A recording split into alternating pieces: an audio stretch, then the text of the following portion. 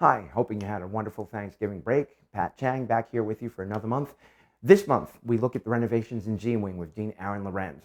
If you don't know him, a very, very popular professor of law and society, former convener of law and society, wonderful colleague at Student Affairs. He helped coordinate the Living Learning Centers, as well as working at the Cahill Center with grants, fellowships, and graduate schools. So I'm turning the camera over to Dean Lorenz to give you a tour of the renovations at G-Wing. Welcome, alumni, to G-Wing Renovation.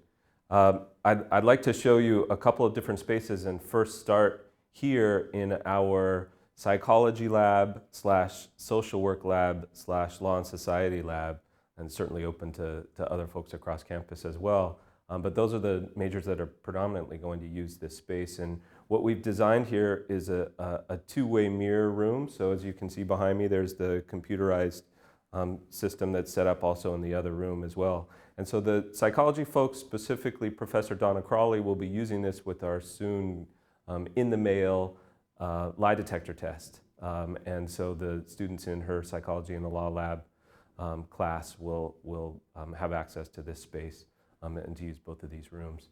The Law and Society faculty are going to use this as a moot court space. So we teach a moot court class, so this gives them the opportunity to use the two-way mirrors as well and to create a kind of circuit court, Supreme Court system.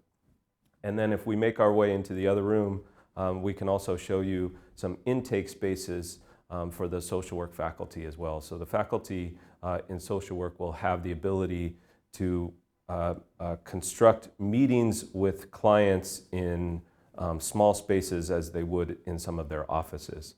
So again, this G-Wing renovation, and specifically the Psychology, Law and Society, and Social Work Lab, really provides the students the kind of access to learning that Ramapo has been famous for and will continue to be famous for. So this is one of our intake rooms, and these will be used by the social work faculty. And Ramapo has a history of experiential learning, and this is another example of us utilizing that. Social work faculty and the students will have an opportunity to do mock intakes, and then with the two-way mirror, the faculty can be on the other side to listen in on it. So this is our research methods data analysis space, and the psychology faculty are predominantly using this, as you can see right behind me. It's certainly open to faculty across campus and students across campus, but this is the perfect space for research methods and data analysis. Those of you that are psychology majors remember this. This is the 303 and 304 class. And now the faculty and students have a space, a perfect space for them to be able to go over the material in a seminar setting, and then on each side we have those classrooms in those two-seat lab spaces. And so the students and the faculty really have access to the components of learning that we were striving for.